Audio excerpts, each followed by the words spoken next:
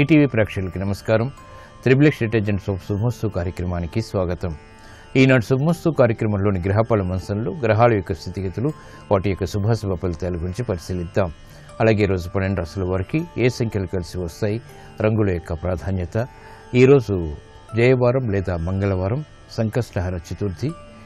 ఈ సందర్భంగా 12 రాశుల వారు శ్రీ మహాగణపతిని ఎటువంటి ప్రక్రియలతో పూజించాలి అనేటువంటి అంశంతో పాటు గృహ అభివృద్ధి కావాలి, గృహయోగం కావాలి అంటే ఎటువంటి ప్రక్రియలు చేపట్టాలో నేటి పరిహార ప్రక్రియలో పరిశీలిద్దాం. అలాగే ఈరోజు 12 రాశుల వారు ముఖ్యంగా చేపట్టవలసినటువంటి కార్యక్రమాలు ఏమిటో కూడా తెలుసుకుందాం. ముందుగా నేటి పంచాంగ వివరాలు. శ్రీ దుర్ముఖి నామ సంవత్సరం భాద్రపద మాసం, దక్షిణాయనం, వర్ష ఋతువు. ఈరోజు భాద్రపద బహుళ చవితి, సంకష్టహర చతుర్థి. ఈరోజు గణపతి యొక్క ఆరాధన సకల విఘ్నాల్ని దూరం చేస్తుంది, ప్రశాంత పరిస్థితులను కలిగిస్తుంది.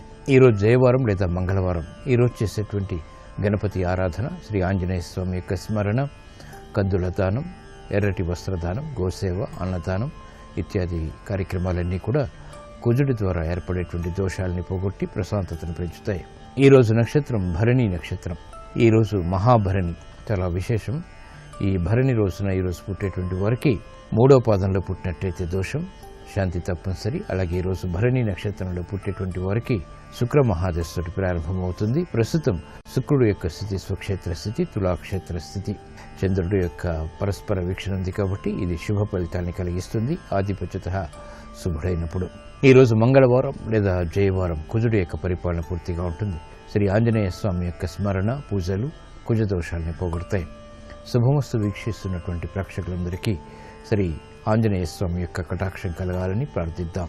నమో ఆంజనేయం, నమో దివ్యకాయం, నమో వాయుపుత్రం, నమో సూర్యమిత్రం, నమో నిఖిల రక్షాకరం రుద్రరూపం, నమో మారుతిం రామదూతం నమామి. నమో వానరేశం, నమో దివ్యభాసం, నమో వజ్రదేహం, నమో బ్రహ్మతేజం, నమో శత్రు సంహారకం వజ్రకాయం, నమో మారుతిం రామదూతం నమామి. నమో ఆంజనేయం, నమో దివ్యకాయం, నమో వాయుపుత్రం, నమో సూర్యమిత్రం, నమో నిఖిల రక్షాకరం రుద్రరూపం, నమో మారుతిం రామదూతం నమామి. ఇప్పుడు 12 రాశుల వారికి ఏర్పడేటువంటి శుభాశుభ ఫలితాలను పరిశీలిద్దాం. ముందుగా మేషరాశి. ఈరోజు మేషరాశి వారిని పరిశీలించినట్లయితే స్థిరాస్తి విషయాల్లో మెరుగైనటువంటి మార్పులు చోటు చేసుకుంటాయి. గతంలో కన్నా మెరుగైనటువంటి పరిస్థితులు గృహపరంగా ఆనందాన్ని కలిగిస్తే బాధ్యతల్ని సక్రమంగా పూర్తి చేసేటువంటి శక్తి సామర్థ్యాలు పొందగలుగుతారు. అనిశ్చిత పరిస్థితులు ఆర్థికంగా ఉన్నప్పటికీ మెరుగైనటువంటి ప్రయత్నాలు కూడా కలిసి వస్తాయి. కార్యక్రమ నిర్వహణలో నైపుణ్యం ప్రదర్శించగలుగుతారు. బాధ్యతతో కూడినటువంటి కార్యక్రమాల ద్వారా పారిశ్రామిక రంగం వారికి మెరుగైనటువంటి మార్పులు ఆర్థికంగా చోటు చేసుకుంటాయి. వ్యాపార రంగం వారికి సాహసోపేతమైనటువంటి నిర్ణయాల ద్వారా అనుకూల పరిస్థితులు ఏర్పడతాయి. కార్యక్రమ నిర్వహణలో విద్యార్థులకి శుభ పరిణామాలు ఏర్పడతాయి. ఈ రోజు మీ అదృష్ట సంఖ్య 2, తెలుపు వర్ణం ప్రశాంతతను పెంచుతుంది. సంకష్టహర చతుర్థి సందర్భంగా మేషరాశి వారు ఈరోజు మహాగణపతిని గరికతో పూజించి ఉండ్రాళ్లు నైవేద్యంగా నివేదించడం ద్వారా అష్టమ శని ద్వారా ఏర్పడేటువంటి ఈతి బాధలు కనుమరుగవుతాయి. ఆర్థిక లావాదేవీలు, సంభాషణలు ఈరోజు మీకు అనుకూలం. ఈరోజు వృషభ రాశి వారిని పరిశీలించినట్లయితే ఆకస్మిక అనుకూల పరిస్థితులు ఆర్థికంగా దగ్గరవుతాయి. ప్రయాణాల విషయంలో జాగ్రత్తలు పాటించాలి. స్థిరాస్తి విషయాల్లో చిరు సమస్యలు తలెత్తుతాయి.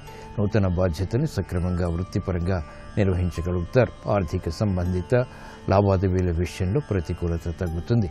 కార్యక్రమాలను వేగవంతంగా పారిశ్రామిక రంగం వారు పూర్తి చేయగలుగుతారు. అభివృద్ధి కార్యక్రమాల్లో సాఫ్ట్వేర్ రంగం వారికి మెరుగైనటువంటి మార్పులు చోటు చేసుకుంటే విదేశీ లావాదేవీలు కలిసి వస్తాయి. నూతన కార్యక్రమాలు వైద్య వృత్తి వారు చేపట్టగలుగుతారు. న్యాయవాద వృత్తి వారికి అనుకూల పరిస్థితులు వృత్తిలో చోటు చేసుకుంటాయి. ఆదాయం పెరుగుతుంది.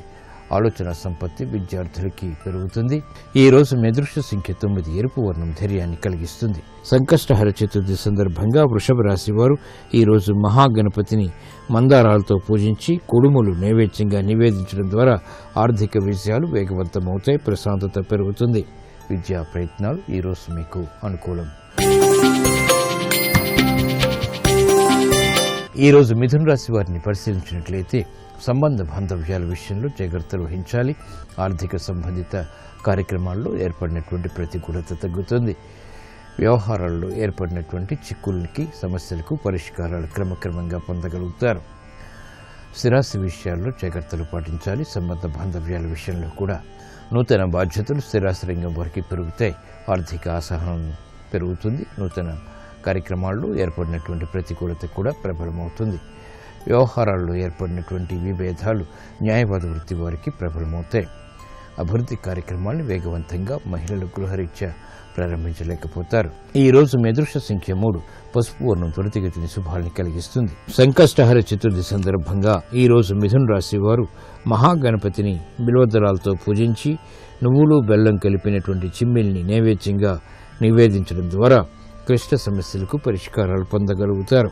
గృహ సంబంధిత కార్యక్రమాలు ఈ రోజు మీకు ఊరట కలిగిస్తాయి.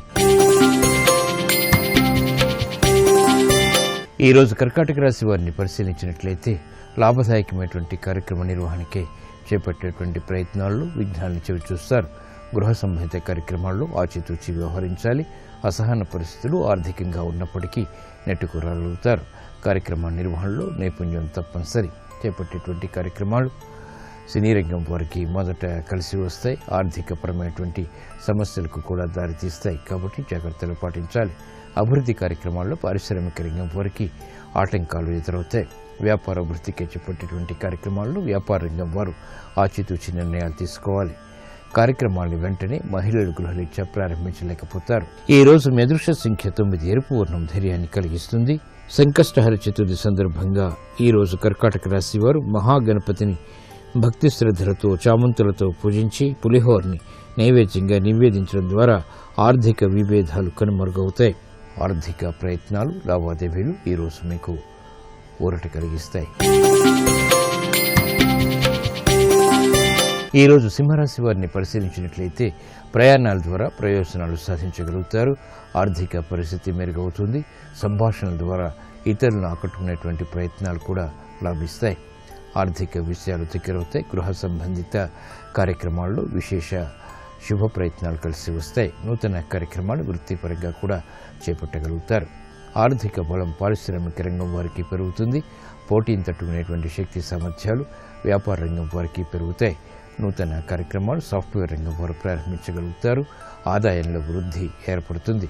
కార్యక్రమాలను వేగవంతంగా న్యాయవాద వృత్తి వారు చేపట్టగలుగుతారు. ఈ రోజు మీ అదృష్ట సంఖ్య 6, తెలుపు వర్ణం ప్రశాంతతను పెంచుతుంది.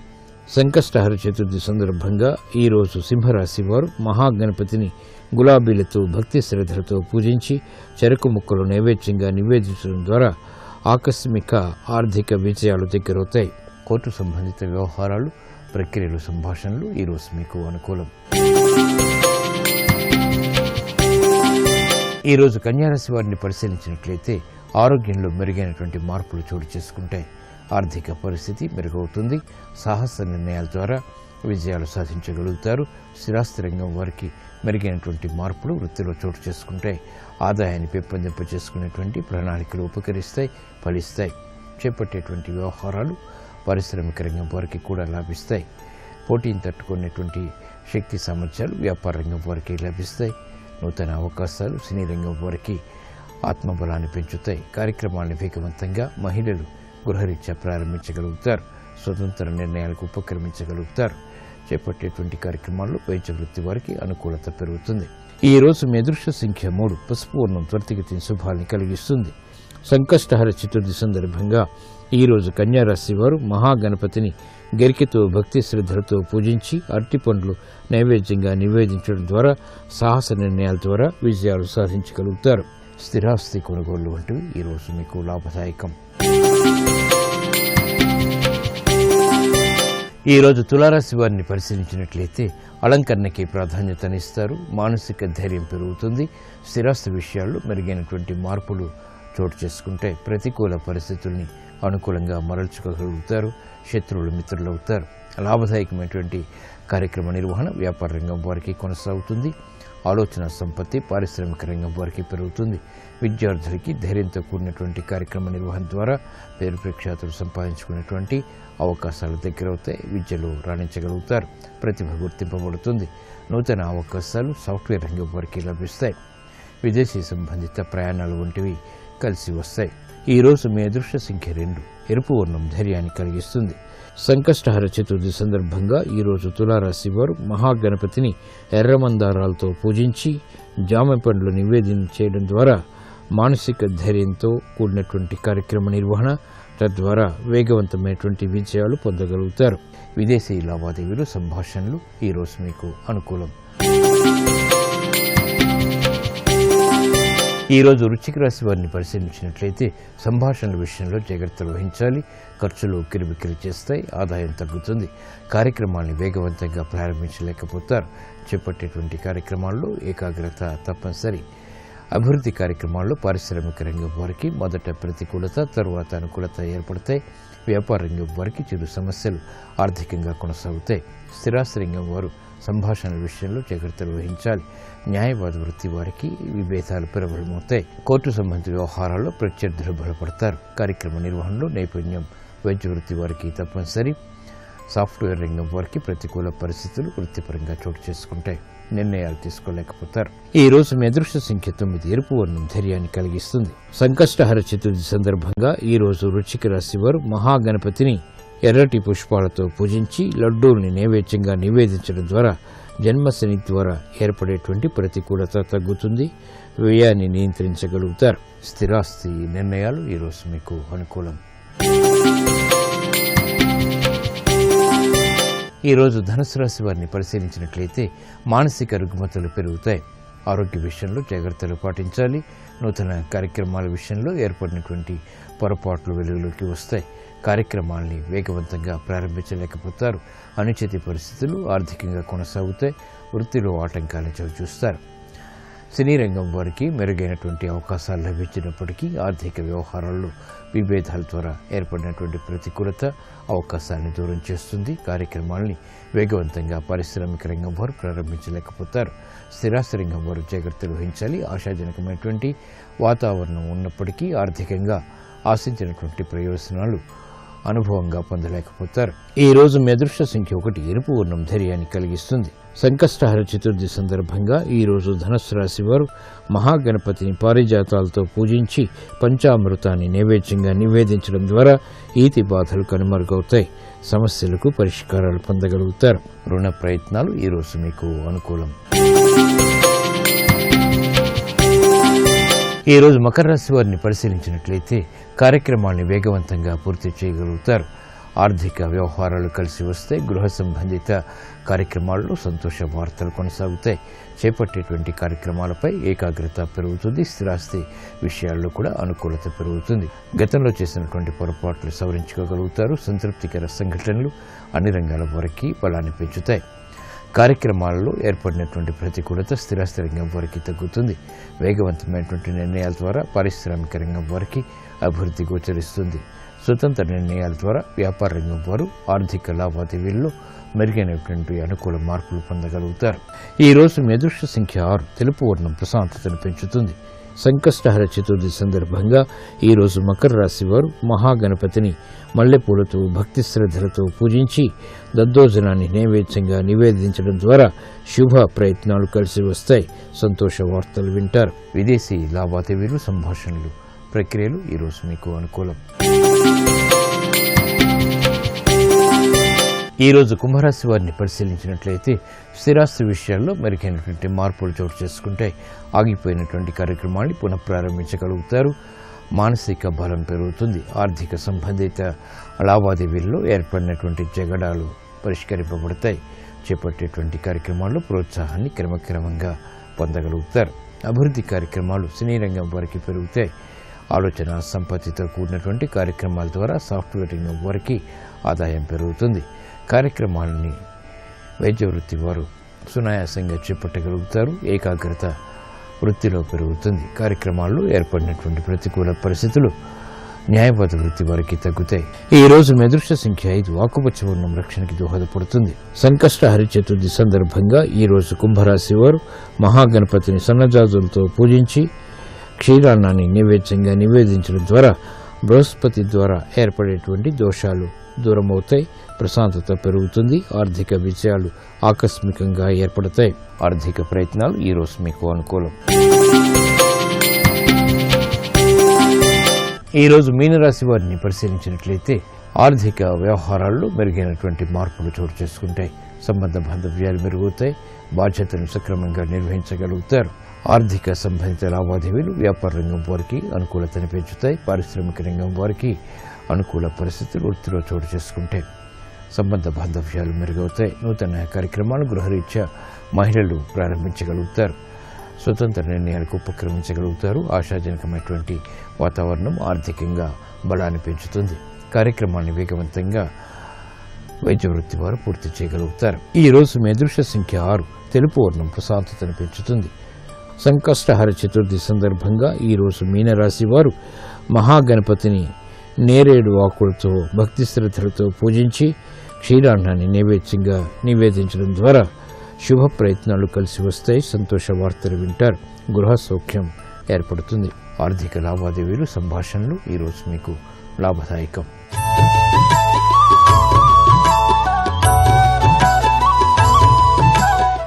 ప్రతి మనిషి జీవితంలో గృహయోగాన్ని కోరుకుంటారు.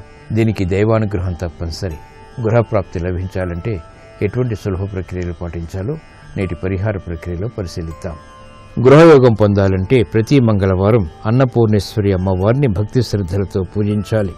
అమ్మవారికి చేసేటువంటి కుంకుమాది అర్చనాది కార్యక్రమాలు, రకరకాల పుష్పాలతో చేసేటువంటి పూజాది కార్యక్రమాలు, ముఖ్యంగా మందార పూలతో చేసేటువంటి అర్చన ఉత్తమ ఫలితాల్ని కలిగిస్తుంది. రకరకాల ఫలాల్ని అమ్మవారికి నైవేద్యంగా పెట్టడం ద్వారా, ఆవ నూనెతో దీపం వెలిగించడం ద్వారా కూడా గృహప్రాప్తి ఏర్పడుతుంది.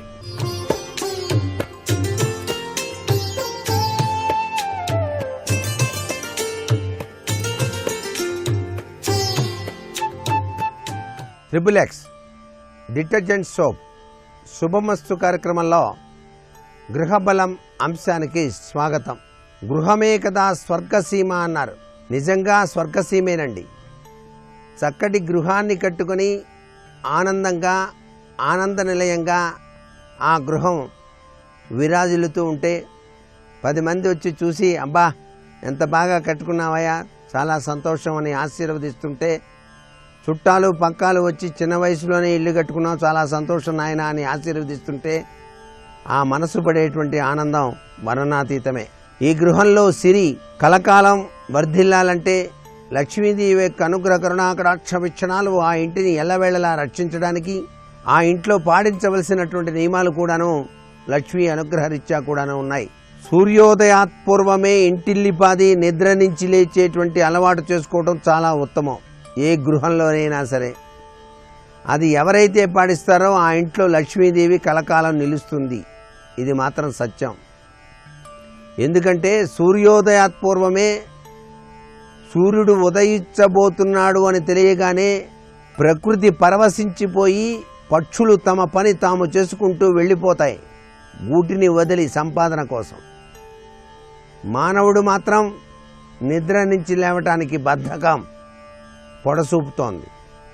అది పనికిరాదు సుమా. కొత్తగా గృహం కట్టుకున్నటువంటి వాళ్ళు, గృహంలో నివసించేటువంటి వాళ్ళు అందరూ కూడా పాటించవలసిన ముఖ్యమైన నియమం ఇదే. అలాగే వాస్తుశాస్త్రరీత్యా 3 వెన్నులుగా గల గృహం సర్వత్రా కూడాను హానికరం. ఎప్పుడు ఒక ఇంటికి 3 వెన్నులు పనికిరావు. గృహంలోనికి సూర్యరశ్మి అనేటువంటిది, గాలి అనేటువంటిది బాగా వచ్చేటట్టుగా గృహ నిర్మాణం చేసుకోవటం చాలా విశేషం. రాత్రి కాలంలో మాత్రం ఎప్పుడూ కూడాను శంకుస్థాపన చేయకండి. మీరు గృహం ఎప్పుడైనా కట్టేటప్పుడు గుర్తుపెట్టుకోండి. అలా చేసినట్లయితే గృహ నిర్మాణం చేసినటువంటి కర్తకు కానివ్వండి, గృహానికి కానివ్వండి కష్ట నష్టాలు కలుగుతాయనే విషయాన్ని గుర్తుపెట్టుకోండి. ఇక ముఖ్యమైన విషయం ఏంటంటే గృహాన్ని కట్టేటప్పుడు కానివ్వండి, శంకుస్థాపన చేసేటప్పుడు కానివ్వండి, ఇంట్లో ఉండేటువంటి ఆ ఇంటి ఇల్లాలు గర్భవతిగా ఉండకూడదు. గర్భవతిగా ఉన్న సమయంలో శంకుస్థాపనాది కార్యక్రమాలు చేయరాదు అనేటువంటి విషయాన్ని కూడా గుర్తుపెట్టుకోండి.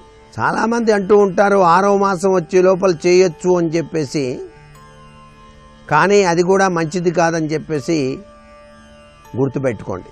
సూర్యకిరణాలు మనం నివసించేటువంటి గృహంలో ప్రవేశించినట్లయితే పొద్దున్నే నిద్ర నుంచి లేవగానే ఉత్తరం వైపు ఉన్నటువంటి కిటికీలు కానివ్వండి, తలుపులు కానివ్వండి తెరిచి ఉంచండి. సూర్యరశ్మి ఇంట్లోకి పడాలి. సూర్యరశ్మిలో ఉండేటువంటి అద్భుతవంతమైనటువంటి ఆ కిరణ పుంజాల యొక్క ప్రభావం ఆరోగ్యాన్ని, ఐశ్వర్యాన్ని ప్రసాదిస్తుంది. వెలుతురు లేనిటువంటి గృహం చాలా ఘోరవంతమైనటువంటి ప్రభావాన్ని ఇస్తుంది అనే విషయాన్ని గుర్తుపెట్టుకోవడానికి ఈ విషయాన్ని మనం పదే పదే గుర్తు చేస్తున్నాం. మనం నివసించేటువంటి గృహంలో దక్షిణ భాగం కానీ పశ్చిమ భాగం కానీ ఎక్కువగా బరువులు ఉండేటట్టుగా చూసుకోండి. మీరు స్థామాలు అమర్చేటప్పుడు కూడాను దక్షిణం పశ్చిమ ఎక్కువ బరువులు ఉండేటట్టుగా అమర్చుకోవటం సర్వే సర్వత్రా కూడాను శుభదాయకం అనేటువంటి విషయం కూడా ఇక్కడ వాస్తుశాస్త్రరీత్యా గమనార్హం. ఏ గృహంలో కానీ ఇతర సంస్థల యందు కానీ ఉచ్చస్థానాలుగా ఉండాలి. ఆ ఉచ్చస్థానాల్లో మీ యొక్క ఇంటికి లేక వ్యాపార సంస్థకు ఏర్పరిచినటువంటి తలుపులు, ద్వారబంధాలు ఉండేటట్టుగా చూసుకోండి. ఉచ్చస్థానాల్లో ఉంటే శుభకరం ఎప్పుడూ కూడాను. తూర్పు కానీ ఉత్తరం కానీ వాలు వరండాలు వేయటం వల్ల శుభ ఫలాలే చవి చూస్తాం. తూర్పు వైపు వాలు వరండా వేయచ్చు, అలాగే ఉత్తరం వైపు కూడా వాలు వరండాలు వేసుకోవచ్చు, తప్పులేదు. పశ్చిమం కానీ దక్షిణం కానీ వాలు వరండాలు వేయట దరిద్రానికి హేతువు. ఉచ్చస్థానపు నడకలు సిరి సంపదల్ని కలిగింపజేస్తాయి. ఈశాన్యం మూల గేటు చాలా మంచిదే. ఈశాన్యం గేటు నుంచే ఎక్కువ మంది నడవాలి అని చెప్పేసి చెబుతూ ఉంటారు. ఆ ఈశాన్యపు గేటు ఈశ్వర స్థానం అనేటువంటి విషయాన్ని కూడా మరవకండి. ఈశాన్యంలో నీళ్ల తొట్టి భూమి లోపలికి ఉండాలి, భూమి పైకి కాదు. ఆ నీళ్ల తొట్టి భూమి లోపలికి గనక బిగించినట్లయితే చాలా ఐశ్వర్యయుక్తమైనటువంటి అదృష్టానికి మెట్టుగా ఉంటుంది. అదే పై భాగాన ఉన్నట్టయితే ఈశాన్యంలో బరువు మోపారు అని చెప్పేసి భావించాల్సి వస్తుంది. దక్షిణ భాగంలో పశ్చిమ భాగంలో షెల్ఫులు, బరువులు ఉంచటం చాలా శుభదాయకంగా గ్రహించాలి. దక్షిణ భాగం కానీ నైరుతి భాగం కానీ మీ ఇంటికి అవతల వైపు కొండలు, గుట్టలు కనుక ఉన్నట్లయితే చాలా మంచి శుభ ఫలితాల్ని మనం చూడటానికి ఆస్కారం ఉంటుంది. తూర్పున కానీ ఉత్తరం కానీ ఈశాన్యం కానీ కొండలు, గుట్టలు ఉన్నట్లయితే చాలా నష్టం వాటిల్లుతుంది. తూర్పున ఖాళీ స్థలం ఉంటే మంచి ఫలితాలనే పొందుతాం. ఉత్తర భాగంలో ఖాళీ స్థలం అభివృద్ధిని తప్పనిసరిగా ఇచ్చి తీరుతుంది. దక్షిణ భాగంలో ఖాళీ స్థలం ఉన్నట్లయితే తెలియకుండానే అనారోగ్యాలు వస్తాయి. పశ్చిమంలో ఖాళీ స్థలం ఉన్నట్లయితే ఇక అభివృద్ధి అంటూ ఏమీ ఉండదు. మరికొన్ని ముఖ్యమైనటువంటి విషయాలు రేపటి శుభమస్తు కార్యక్రమంలో తెలుసుకుందామా? మరి సర్వే జనా సుఖినో భవంతు.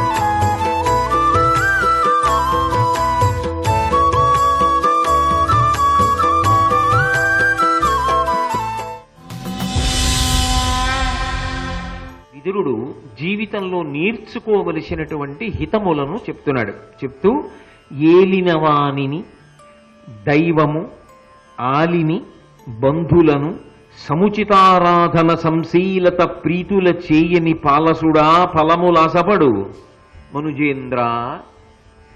ప్రశ్నతో పూర్తి చేశాడు పద్యాన్ని. అసలు నా జీవితం ఫలవంతంగా ఉండాలి, నేను చాలా సంతోషంగా ఉండాలి అని ఆశ పడడానికి నీ దగ్గర కొన్ని లక్షణాలు ఉండాలి కదా. ఈ లక్షణములు లేనివాడు వివేక శూన్యుడు జీవితంలో నేను సంతోషంగా ఉంటానని ఎలా అనుకోగలడాయా ధృతరాష్ట్ర మహారాజా అని అడుగుతున్నాడు. ఇప్పుడు దేహబంధముల గురించి, అనుబంధముల గురించి మాట్లాడుతున్నాడు. బహుశः ఇంత గొప్పగా మాట్లాడడం అందరికీ సాధ్యం కాదు, అది విదురుడి స్థాయికి మాత్రమే చెల్లి. అందులో ఆయన అంటున్నాడు, ఏలినవాణిని. మొట్టమొదట గౌరవించడం అనేటటువంటి మాట జీవితంలో వచ్చి ఉండాలి. ఎవరిని గౌరవించాలి అన్నది జీవితంలో తెలుసుకుని ఉండాలి. అలా ఎవరిని గౌరవించాలి అన్న విషయంలో నీకు స్వేచ్ఛ కానీ స్వాతంత్ర్యములు కానీ నువ్వు పెట్టుకోకూడదు. వీరిని నేను గౌరవించచ్చా గౌరవించకూడదా అన్న స్వేచ్ఛ కానీ స్వాతంత్ర్యము కానీ నువ్వు పెట్టుకోకూడదు, అది పరిణతి. ఎవరిని గౌరవించాలి అంటే కుర్చీని గౌరవించాలి. అదేమిటండి మీ మాట అసమంజసంగా ఉంది, మీరు అలా మాట్లాడారేమిటి కుర్చీని గౌరవించాలని అని అనుకోకండి. చూడండి, లోకంలో ఒక మాట ఉంటుంది, I give respect to the chair అంటుంటారు. నేను ఆ కుర్చీకి గౌరవిస్తున్నానంటారు. విష్ణువు మనం ఆరాధన చేసేటటువంటి స్థితికర్త ప్రతిరోజు ప్రత్యక్షంగా ఎవరి రూపంలో దర్శనమిస్తారంటే మనకి జీతం ఇస్తున్నటువంటి ప్రభువు అధికారి ఎవరై ఉంటాడో ఆయనే విష్ణు స్వరూపం. నువ్వు ఇంటి దగ్గర పూజా మందిరంలో ఏ విష్ణు స్వరూపానికి నమస్కారం చేశావో అది ప్రత్యక్షంగా కరచరణాదులతో కదిలితే నువ్వు ఎక్కడ ఉద్యోగం చేస్తున్నావో ఆ సంస్థకి ఆధిపత్యం, అధికారంలో ఉన్నటువంటి వారెవరో ఆయనని నువ్వు విష్ణువుగానే భావించాలి. నేను లోపలికి వెడుతున్నాను అనుకోండి, ప్రదక్షిణం చేసి ఉపాలయాలు చూసి ప్రధాన ఆలయంలోకి అయ్యప్ప స్వామి గుడిలోకి వెడుతున్నాను అనుకోండి, మౌనంలోకి వెళ్ళిపోనా? నిశ్శబ్దంలోకి వెళ్ళిపోతానా? ఆయన ముందు నిలబడినప్పుడు నిశ్శబ్దంగా రెండు చేతులు ఎత్తి నమస్కారం చేసి కళ్ళు మూసి ప్రార్థన చేస్తానా? ఎందుకని? నాకొక విశ్వాసం. ఏమిటా విశ్వాసం? నా ఊపిరి ఆయన వలననే నడుస్తోంది, నా వాళ్ళన్న వాళ్ళు క్షేమంగా సంతోషంగా ఆయన వలననే ఉన్నారు, నేను చెయ్యి చాపకుండా అన్నం ఆయన వలనే తింటున్నాను, నా సుఖ సంతోషాలన్నీ ఆయన మీదే ఆధారపడి ఉన్నాయి, నాకు ఆపదలు రాకుండా ఆయనే కాపాడుతున్నాడు. ఇక్కడ నువ్వు ఎవరిని చూస్తున్నావో ఆయనే కరచరణాదులతో కాళ్ళు చేతులతో కదిలితే సంతకం పెట్టి నువ్వు అన్నం తినడానికి జీతం ఇస్తున్నవాడెవరో వాడి రూపంలో ఉన్నాడని జ్ఞాపకం పెట్టుకో. నా విష్ణు పృథివీపతి అంది. అసలు ఆ విష్ణువాంశ లేకుండా అధికారి కాలేదు. అందుకే ఒక అధికారి ఉన్న గదిలోకి వెడుతున్నారనుకోండి, మీరు మొట్టమొదట పాటించవలసిన నియమం ఏది అంటే, నేను విష్ణు దర్శనం చేస్తున్నాను, పరమ పవిత్ర హృదయంతో నువ్వు ముందు నమస్కారం పెట్టడానికి మానసికంగా సంతోషాన్ని పొందాలి తప్ప నేనింతటి వాణ్ణి అదొక దురభిమానం అలా అనుకోకూడదు. నేను విష్ణు దర్శనం చేస్తున్నాను, పరమ సంతోషంతో నమస్కారం చెయ్యాలి. ఎందుకని? గర్భాలయంలో కూర్చున్నాడు పరమేశ్వరుడు. గర్భాలయంలో ఎవరిని కూర్చోబెడతారు? పరమేశ్వరుణ్ణి కూర్చోబెట్టారు. ఆ కుర్చీలో ఎవరు కూర్చున్నా వాడు విష్ణువు. అందుకే కుర్చీకి గౌరవం అన్న మాట నేను వాడాను. ఆ కుర్చీ అంత గౌరవనీయమైనది. అందుకే మీరు ఇప్పటికీ చూస్తూ ఉంటారు కొన్ని చోట్ల ఆ కుర్చీలో కూర్చోవలసిన అధికారి లేరనుకోండి, ఏ కారణం చేతనో 10 రోజులు లేరు, ఆయన ఏదో సెలవు పెట్టి వెళ్ళారు. ఆ తర్వాత ఎక్కువ అనుభవం ఉన్న వాళ్ళు ఎవరుంటారో కార్యాలయంలో వాళ్ళని అందాక ఆ పదవిని నిర్వర్తించమంటారు. కానీ వాళ్ళు ఆ కుర్చీలో కూర్చోరు. ఎందుకు కూర్చోరో తెలుసా? అది తన పై అధికారి కూర్చునేటటువంటి కుర్చీ కాబట్టి అందులో ఎందుకు కూర్చోవాలి? నేను పనిచేస్తున్న కార్యాలయంలోనే ఒక అధికారి ఉండేవారు. ఆయన ఎవరైనా పై అధికారులు వస్తే తన కుర్చీ ఇచ్చేవారు కాదు, తెలియక ఎవరైనా అందులో కూర్చోవాలనుకుంటే ఆయన ఒక మాట అనేవారు, మీరు నా పై అధికారి, మీరు ఇందులో కూర్చోకూడదు, మీరు నా ఎదురుగుండా కూర్చోండి, నేను ఇక్కడే కూర్చుని మాట్లాడతాను అనేవారు. తన కుర్చీలో ఆయన్ని కూర్చోబెట్టేవారు కాదు. ఆ కుర్చీ ఏం కుర్చీ? ఆయన కన్నా కింద కుర్చీ. కింద కుర్చీ పైవాడికి ఇవ్వడం గౌరవం ఎలా అవుతుంది? అర్థం చేసుకుంటే అసలు అలా కూర్చోనుకూడదు, ఈయన ఇవ్వనుకూడదు, అసలు అలా కూర్చోకూడదు, మీరే కూర్చోండి అన్నారు. మీరు కూర్చోండి, నేను ఇలా కూర్చుంటాను. యువతల కూర్చున్నంత మాత్రం చేత అధికారం తగ్గిందా? అందులో కూర్చోవలసిన వాడు అందులోనే కూర్చోవాలంతే. లేకపోతే ఎలా అధికారి? ఇప్పుడు మీరు ఆలోచించండి, ఆ స్థానబలిమే అంతే. ఆ కుర్చీలో కూర్చున్నందువల్ల కదండి అధికారం. అయినప్పుడు నువ్వు ఆ గౌరవం ఇవ్వడం నేర్చుకో జీవితంలో. అది ఎవ్వరు ఇవ్వలేరు. గౌరవం ఇవ్వడం మనిషి పరమ సంతోషం పొందడానికి ఒక కారణం. నేను నా అధికారికి గౌరవం ఇస్తా, ఒక గౌరవం. మా తండ్రికి గౌరవం ఇస్తా, అది నాకు సంతోషం. మా గురువు గారు కనపడితే నేల మీద పడిపోతా, అది నాకు సంతోషం. మా అన్నయ్య కనపడితే ఎంతో మర్యాదగా మా అన్నయ్య వదిన కనపడితే ఓసారి వంగి నమస్కారం చేసి ఆశీర్వచనం పుచ్చుకుంటా, అది నాకు సంతోషం. అన్నం పెడుతున్నవాడెవరున్నాడో, ఎవడు సంతకం పెడితే నువ్వు అన్నం తింటున్నావో ఆయనకే గౌరవం ఇవ్వడం నీకు చేత కాకపోతే నువ్వు ఎవరికి గౌరవం ఇవ్వగలవు జీవితంలో? మీరు ఆలోచించండి. అన్నం పెడుతున్నవాడు ఎవరున్నాడో అంటే ఆయన అధికారిగా ఉండి సంతకం పెడితేనైనా నీకు అన్నం వచ్చింది, ఆయన ఇస్తేనైనా జీతం వచ్చింది. అయినప్పుడు ఆయనకే గౌరవం ఇవ్వడం చేత కాకపోతే ఆయన గుణదోషములను నువ్వెందుకు విమర్శించాలి? నీకెందుకు అవి? నీ స్థాయికి తగినది కాదు. నువ్వు ఆ జోలికి వెళ్లకుండా ఉండడం మర్యాద, గౌరవం.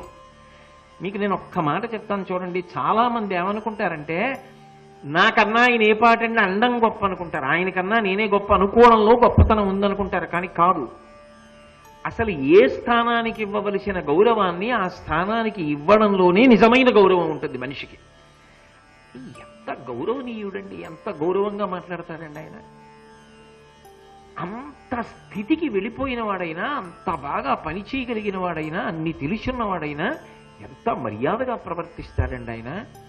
అనిపించుకోవడం గౌరవం. ఆయన అన్ని విషయాలు తెలిసిన్నవాడే కానండి, మన తప్పులు పట్టుకోవడానికి ప్రయత్నిస్తుంటాడు. ఎప్పుడు మీకు తెలియదని నిరూపించడానికి ప్రయత్నిస్తాడు. అప్పుడు అధికారులు ప్రేమ చూపించారు. తన విద్వత్తు తనని పాడు చేయడానికి పనికొస్తుంది. అలా ఉండకూడదు.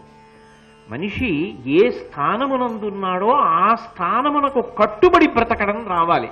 అందుకే విదురుడు అంటున్నాడు, జీవితంలో గౌరవం ఇవ్వడం అన్నప్పుడు మొట్టమొదట ఎవరికి గౌరవం ఇవ్వడం రావాలి?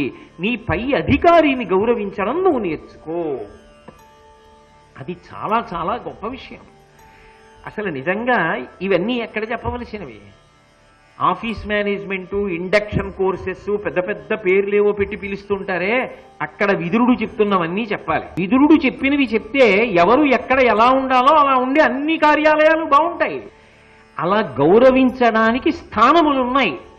వాటిని గౌరవించడమే చేత కాకపోతే నువ్వు వీటిని గౌరవించలేవు.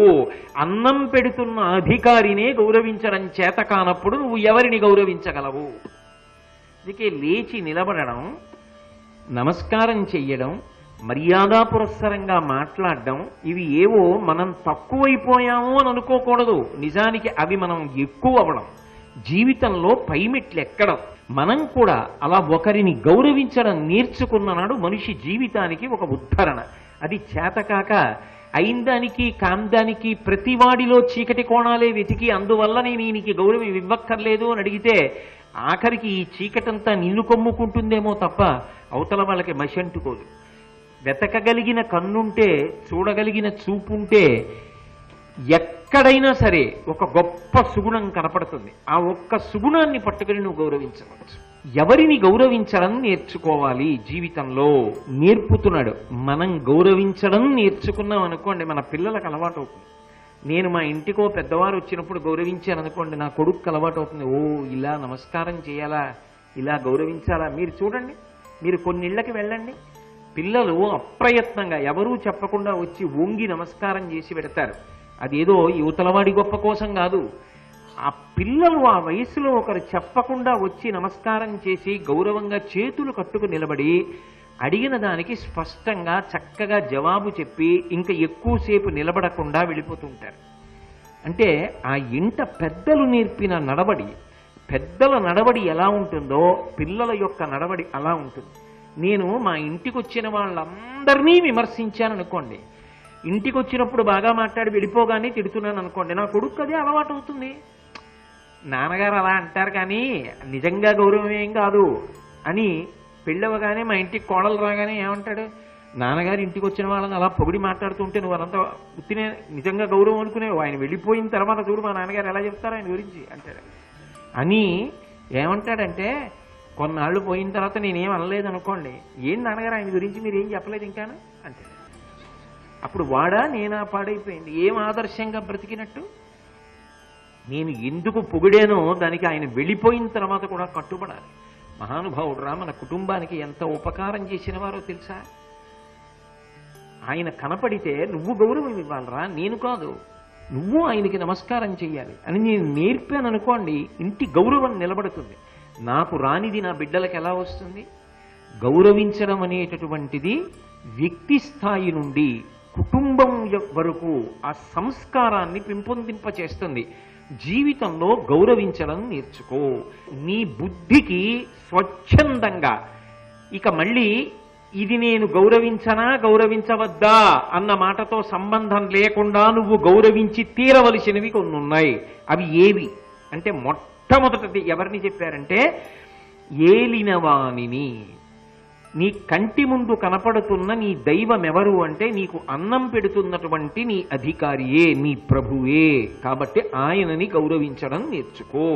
ఆయన గురించి సంబోధించినప్పుడు ఆయన ఎదురుగుండా ఉండని ఉండకపోని ఆయన ఏమన్నారు, ఏం మాట్లాడారు, ఏం చెప్పారు అలాగే మాట్లాడు.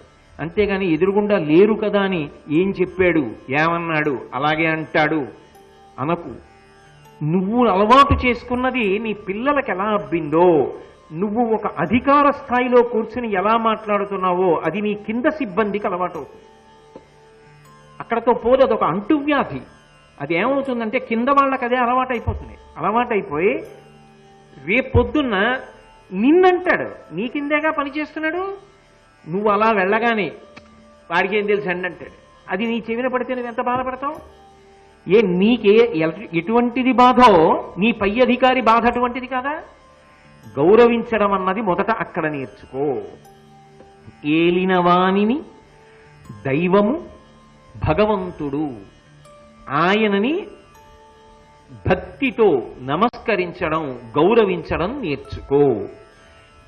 ఏలినవాడు అంటే ఎదురుగుండా ఉన్నాడు, ఎవరో ఒక ఆయన కనబడుతున్నాడు, ఆ కుర్చీలో ఎవరు కూర్చుంటే ఆయన్ని గౌరవిస్తున్నావు, బాగుంది, అక్కడ వరకు సరే. భగవంతుడు నువ్వు చూశావా? చూడకుండా ఎలా గౌరవిస్తావు? ఎదురుగుండా ఉన్నాడు, అన్నం పెట్టాడు, గౌరవించావు. భగవంతుడు నాకు ఎప్పుడన్నా కనపడ్డా? నేను చూడలేదుగా, నేను ఎలా గౌరవించను ఆయన్ని అంటావా? లోకంలో ఏదైనా ఒక గొప్ప వస్తువుని చూస్తే యజమాని అడుగుతున్నావా నువ్వు? అది ఉంటుందా ఉండదా? నేను అలా వెళ్ళిపోతున్నాను అనుకోండి, గొప్ప భవనం కనపడింది నాకు, నేను ఆగి ఆ భవనం వంక చూసి, ఏదో కొత్త ఊరు అనుకోండి, ఆ భవనం వంక చూసి అబ్బా ఎంత బాగా కట్టారండి, ఎవరిది ఈ భవనం అని అడుగుతానా? ఇప్పుడు ఫలానా పుల్లారావు గారిదండి అంటారు కదా. నేను ఏదైనా ఒక గొప్ప వస్తువుని చూస్తే దీని యజమాని ఎవరు అని అడుగుతున్నానా? మరి ఈ లోపల నిత్తురు ఉంది, కొద్దిగా పైకి వచ్చిందనుకోండి, ఎన్ని ఈగలు వాళ్తాయో, ఎంత పుండు చేస్తాయో, లోపల ఎంత భయంకరంగా ఉంటుంది. రక్తము, మాంసము, కొవ్వు, అస్థి, శుక్ల, మేధ, ఇన్ని భయంకర పదార్థములతో ఉన్న శరీరాన్ని ఇంత అందంగా కప్పి తయారు చేసిన వాడు ఒకడు లేకపోతే ఇది ఎలా తయారైంది? నేనేం మీటర్ చర్మం అడిగి తెచ్చానా? నాకు 3 నెలలప్పుడున్న చర్మం 55 ఏళ్ళు దాటిపోయిన తర్వాత కూడా చర్మం 6 అడుగులు పొడుగు పెరిగిపోయినా కూడా సరిపోతోందా? సాగదీస్తే చిరిగిపోవాలిగా. మరి ఎవడు దీన్ని ఇలా నిర్మాణం చేసినవాడు? ఎవడా చెట్టుకి ఆకులు అంత పొందికగా తొడిగినవాడు? ఎవడు ఈ భూమిని నిరంతరం తిప్పుతున్నవాడు? ఎవడు గాలి వేసేట్టుగా చేస్తున్నవాడు? ఎవడు ఆకాశంలో ఉన్న నక్షత్రాలు నేల మీద పడిపోకుండా నిలబెడుతున్నవాడు? ఎవడు ఖచ్చితంగా సూర్యోదయ సూర్యాస్తమయాలు అయ్యేటట్టుగా చేస్తున్నవాడు? ఎవడు చీకటి పడ్డాక నిద్ర పట్టేటట్టుగా చేసి నిద్రాకాలంలో ఇంద్రియములకు బడలిక తీరేటట్టుగా చేస్తున్నవాడు, నాలుక మీద రుచి కోసం తిని విడిచిపెట్టిన పదార్థాన్ని కడుపులో జీర్ణం చేస్తున్నవాడెవరు? 1,000,000 మంది వైద్యులున్నా కూడా ఆయన ఊపిరి ఆగిపోవాలని నిర్ణయం చేస్తే ఇంకొక ఊపిరి తీయలేక ఆగిపోయేటట్టుగా చేస్తున్నవాడెవరు? వాడు నీ కంటికి కనపడకపోవచ్చు, కానీ ఒకడు లేకుండా ఇవన్నీ మాత్రం జరిగే అవకాశం లేవుగా. వాడు నీ కంటికి కనపడనంత మాత్రం చేత వాడు లేడని నువ్వు అనగలవా? ఈ దేశాన్నంతటినీ కూడా నిర్వహిస్తున్నటువంటి ఒక పెద్ద ఆయన ఉన్నాడు, ప్రధానమంత్రి. ఈ దేశాన్నంతటినీ పరిపాలిస్తున్నవాడు ఒక ఆయన ఉన్నాడు, రాష్ట్రపతి. ఆయన్ని నేను ఎప్పుడూ ఈ కంటితో చూడలేదు. నేను చూడకపోయినా ప్రధానమంత్రి ఉన్నారు, ఆయన దేశాన్నంతటినీ పరిపాలిస్తున్నారని నమ్ముతున్నానా లేదా? భగవంతుణ్ణి నువ్వు చూడనంత మాత్రం కారణంగా నువ్వు లేడని ఎలా అంటావు? చేస్తున్నవా అన్నీ జరుగుతుంటే చేసినవాడు ఒకడు ఉన్నాడు కదా. నేను ఇంటికి వెళ్ళేటప్పటికి ఎవరో వంట చేసి పెట్టారనుకోండి, నా భార్య ఊరెళ్ళింది, కానీ నేను ఇంటికి వెళ్ళేటప్పటికి అకస్మాత్తుగా అన్ని వడ్డించేసి సిద్ధంగా ఉన్నాయి. ఇదేమిటి? తను ఊళ్ళో లేదుగా, నేను ఇంకా ఇంటికి వచ్చి 4 రొట్టె ముక్కలు వేసుకుని తిని మజ్జిగ తాగి పడుకుందాం అనుకున్నాను. ఎవరు నాకు ఇవన్నీ సిద్ధం చేశారు అని అడుగుతానా లేదా? ఎవరో చేయకుండా అవన్నీ ఎలా సిద్ధపడ్డాయి? ఎవరు ఊపిరి తీయించి విడిచిపెడుతున్నారు? నేను నిద్రపోయినప్పుడు ఎవరు ఊపిరి తీస్తున్నారు? ఎవడు నేను చదువుకున్న విషయాలు ధారణలో జ్ఞాపకం ఉండేటట్టుగా అనుగ్రహిస్తున్నాడు? ఎవడు నా ఊపిరిని వాక్కుగా మార్చి నాలోంచి మాట్లాడుతున్నాడు? ఎవరో ఉన్నాడుగా. వాడు లేకుండా ఇది సాధ్యం కాదుగా. వాడొకడు ఉన్నాడుగా. వాడు ఇన్ని ఉపకారాలు చేస్తున్నాడే. చిన్న ఉపకారం చేసిన వాడు కనపడితే నమస్కారం చేయడం నీకు అలవాటైతే, ఆ కుర్చీలో కూర్చున్నందుకు ఆయన అన్నం పెడుతున్నాడని నమస్కారం పెడితే, ఈ ప్రపంచానికి అంతటికీ అన్నం పెడుతున్నవాడు నీ కంటికి కనపడలేదని నమస్కారం పెట్టకుండా ఎలా ఉండగలవు? పెట్టాలి కదా. అందుకని లేడని నువ్వు తిరస్కరించి మాట్లాడడం కన్నా ఉన్నాడనుకుని నమస్కరించి బ్రతకడంలో ఒక ప్రయోజనము, ఒక క్రమశిక్షణ, నీ జీవితానికి ఒక ఔదార్యము ఏర్పడతాయి కదా. అప్పుడు ఏమవుతుందంటే ఆయన బిడ్డలే మేమందరం అన్నప్పుడు అన్నదమ్ములు అక్క చెల్లెళ్ళు అన్న భావనతో ఒక సమైక్యతాభావం, ఒక కుటుంబంగా బ్రతకగలిగినటువంటి స్థితి ఏర్పడుతుంది కదా. కాబట్టి ఉన్నతమైన ప్రయోజనాన్ని అపేక్షించి భగవంతుడు ఉన్నాడని నమ్మి నమస్కరించడం నేర్చుకో. ఇది విదుర వాక్కు. విదురుడు ఎందుకు చెప్పాడు అసలు దైవానికి నమస్కారం చేయమని? నేను మీకు ఒక్క మాట చెప్తా, బాగా గుర్తుపెట్టుకోండి. ఎవరు పూజ చేస్తున్నాడో వాడు లోకము చేత పూజింపబడతాడు. పొద్దున్నే దేవుడి దగ్గరికి వెళ్ళో దీపం పెడుతున్నా. ఎందుకు? ఎవరు భగవంతుడు? చంద్ర సూర్యౌ చ నేత్రే కర్ణావాసా శిరోద్యౌ ముఖమవిదహనో యస్య వాస్తేయమబ్ధిః అంతస్తం యస్య విశ్వం సురనర ఖగో భోగి గంధర్వ దైత్యైః చిత్రం రమ్యతే తం త్రిభువన వపుషం విష్ణుమీశం నమామి అంటున్నామా విష్ణు సహస్రానికి? వందే శంభుమమాపతిం సురగురుం వందే జగత్కారణం వందే పన్నగభూషణం మృగధరం వందే పశూనాం పతిం వందే సూర్య శశాంక వన్ని నయనం అంటున్నామా పరమశివుణ్ణి? సూర్యచంద్రులు ఇద్దరూ ఆయనకి కన్నులు. అంటే వెలుగుకు వెలుగు ఆయన. నతత్ర సూర్యోభాతి నచంద్రతారకం నేమా విద్యుతో భాతి కుతోయమగ్ని త్వమేవ భాంతమనుభాతి సర్వం తస్య భాషా సర్వమిదం విభాతి అంది వేదం. భాగవతంలో పోతన గారైతే లోకంబులు లోకేశులు లోకస్తులు తెగిన తుది అలోకంబుకు పెంజీకటి కావల యవ్వండేకృతి వెలుగువతని నేసేవింతున్ అన్నారు. అంతా చీకటైపోయాక కూడా వెలుగుగా నిలబడగలిగిన వాడెవరో వాడే పరమాత్మ. ఆయన స్వరూపమే వెలుగు. మరి వెలుగులకు వెలుగైన వాడికి ఈ దీపం ఎందుకు? ఏమిటి దీపం పెట్టకపోతే ఏమవుతుంది? ఆయనకి కనబడదా మనకు కనబడదా? పోనీ తెల్లవారుదావునో చీకట్లోనో పూజ చేసావు, దీపం పెట్టావు, నీకు ఉపయోగమేమో, ఆయనకు ఎవడొచ్చి చేస్తున్నాడో ఆయన కనిపెట్టడానికి బాగుంటుందేమో అనుకో. పొద్దున్న 10ంటికి సత్యనారాయణ వ్రతం చేస్తుంటే ముందు దీపం ఎందుకండి? ఏమిటి దానివల్ల ఉపయోగం? అంటే కేవలం దీపం వెలిగించడం కాదు. దీపం ఎందుకు వెలిగిస్తారంటే, ఈశ్వరా నువ్వు ఈ కంటికి వెలుగిచ్చావు, నువ్వు ఇంత వెలుగు నా కంటికి పెట్టి ఇన్ని సుఖాలు అనుభవించడానికి నన్ను కారణం చేశావు, కాబట్టి నీకు నేను కృతజ్ఞతగా, నీకు నేను మళ్ళీ కృతజ్ఞత చెప్పడానికి ఏ వెలుగు నా కంటికి ఇచ్చి నాకు ఇన్ని సుఖాలు ఇచ్చావో ఆ వెలుగుకు ప్రత్యామ్నాయంగా ఒక దీపం పెట్టి కృతజ్ఞత చెప్తున్నాను.